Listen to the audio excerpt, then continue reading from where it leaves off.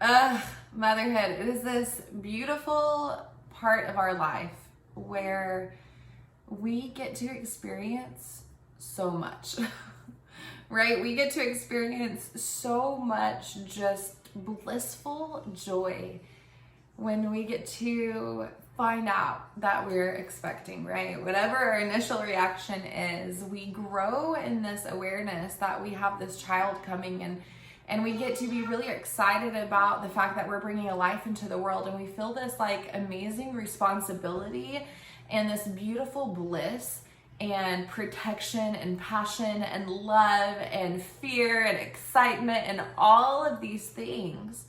And then we see this little newborn and we're holding this precious baby, and it's just this most amazing, perfect feeling ever.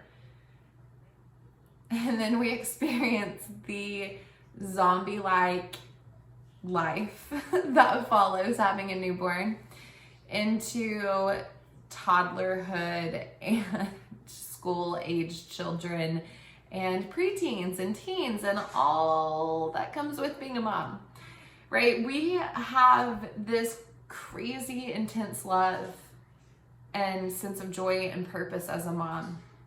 But at the same time, we experience complete overwhelm and mental chaos. Like, just complete overwhelm and mental chaos. We completely lose ourselves in the process of motherhood. You know, we experience such insane hormones that shift everything from our physical body to our literal genetic hormonal DNA, and the way that our brain fires things off and processes differently, and we experience so much in that, and it can be so sometimes, right? Well, I am so thrilled that you're here in this moment, because man, empowered motherhood is about learning how to have emotional freedom regardless of circumstances. And you know, I know that as Christians, it can be really hard for us to find the support in this that we need, because it all seems so separate. We can pray for you and you just got to give it to God.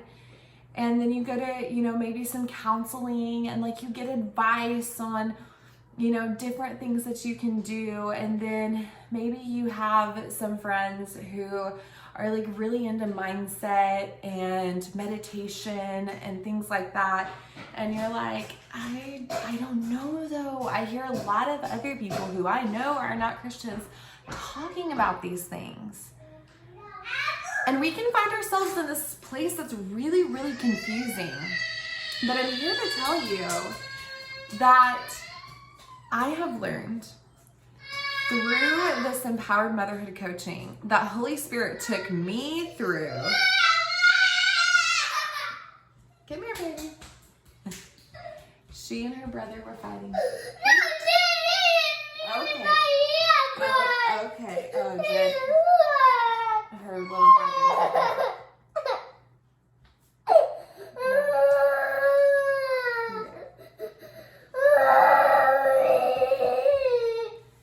I've learned that sometimes we are so much like, hey, I got you. Here. I know it doesn't hurt right there. Mommy was just helping me put some right there. I have learned that we are so much like our children, and yet we have no clue. And so I really believe, I've come to believe that God has given us this amazing empowered motherhood thing, this motherhood journey, so that we can learn how to become better children of God. But I've learned to take captive thoughts, renew my mind, create with God's guidance this amazing life that He has for us, regardless of what's going on. And trust me, there are circumstances that are outside of my control that pop up and want to when you say, hey, we're going to throw a wrench in that. But I've learned how to not even have to look at it, because I know what God told me. And I know that it doesn't matter what comes up, God's word is true. And he is always faithful. And that as I can stay in the space that he created me for, and I can trust him to do the rest. And you see, all of those little wins, learning how to resolve conflict, parenting better, becoming really one, and learning how to actually live out the principles in the Bible in my daily relationship with God. All of those little wins are the result of emotional freedom.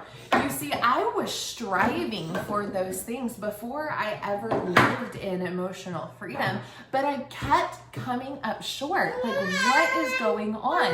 God, I know that you can do this. I know that you have helped people do this. I know that you can help me do this. I know that this is for me, that your goodness, your abundance, your blessings, your love, your peace, your joy, your patience, your kindness, your goodness, your faithfulness, your gentleness, your self-control, that it's all for me because your word says that it is.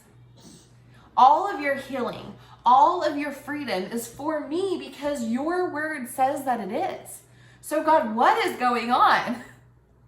And through this journey, I have learned that living in this space of emotional freedom really is the base for all other freedoms. Freedoms to become my true, complete, full spirit self that God created me to be. Freedom to enjoy my relationships, to not have worry and stress and fear and anxiety and chaos and circumstance and yuckiness inside of my relationships, both with my family and friends. I've learned that there's freedom to serve in a more selfless way, that there's freedom to learn to be able to serve in a way that is completely unattached, that is for you. I've learned that there is freedom to design a business that is rooted in the purpose in which God has placed in my life and in the life of my family and in the life of all of the other coaches and strategists and experts that God has brought into Empowered Motherhood. I've learned that there is freedom to thankfully, with gratitude, accept all that God provides and enjoy the finances and all of the blessings of his provision. I have learned that there's freedom to become even more harmonious with his will over my life. I have learned that there is freedom to steward and care exceptionally well for all that he has given me. And all of these things, they are all wonderful and they are all yours. And I know what it's like to strive for them as a Christian